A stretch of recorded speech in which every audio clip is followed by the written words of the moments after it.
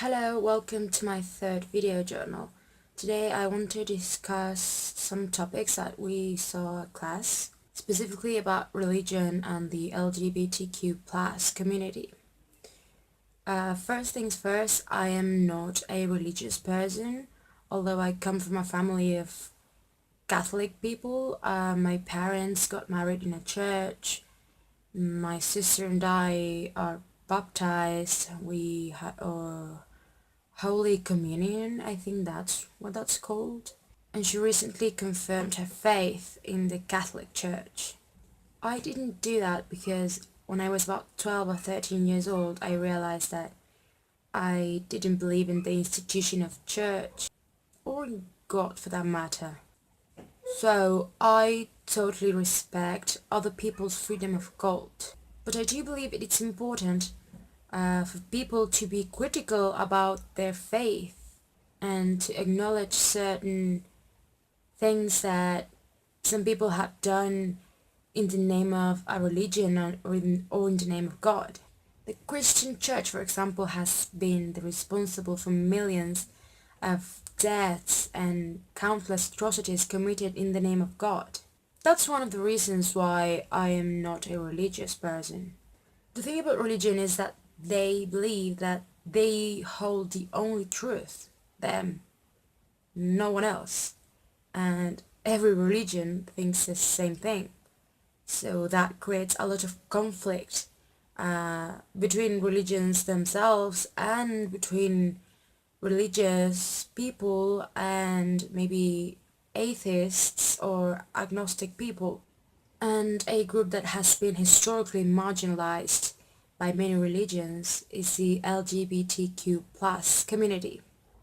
Homosexuality is punished either by a physical or social torture. And with that I mean that people have received electroshock therapies in order to cure a disease that doesn't exist. And they have been killed by intolerant people. They can also be socially ostracized, as they are forced to leave hiding their true selves in fear of discrimination. They have also been victim of political violence, as they are seen as second-class citizens, undeserving of the same rights as everyone else. We were asked to watch the movie Milk, which narrates the story of Harvey Milk, a gay man who fought for the legislation and preservation of gay rights in the United States. He is such an important figure because he managed to be elected as the supervisor of the Castro district in San Francisco. Now, this is so revolutionary because, for once, it changes the paradigm.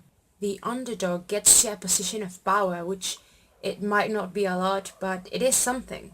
So he immediately starts being attacked by some conservative people who hide their hate in a facade of moral superiority, which is still happening to this day.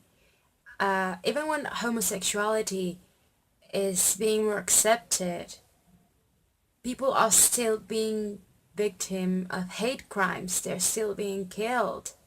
And transgender people don't have it any easier. They have to live their lives with an identity that doesn't represent them.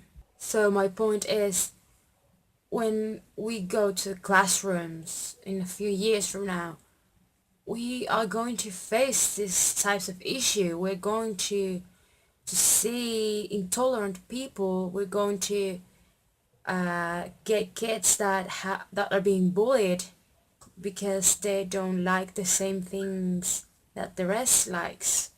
And it is our duty to create a safe environment for them, to make them feel loved, and to make them feel like they have a space in society, that they are people capable of doing things.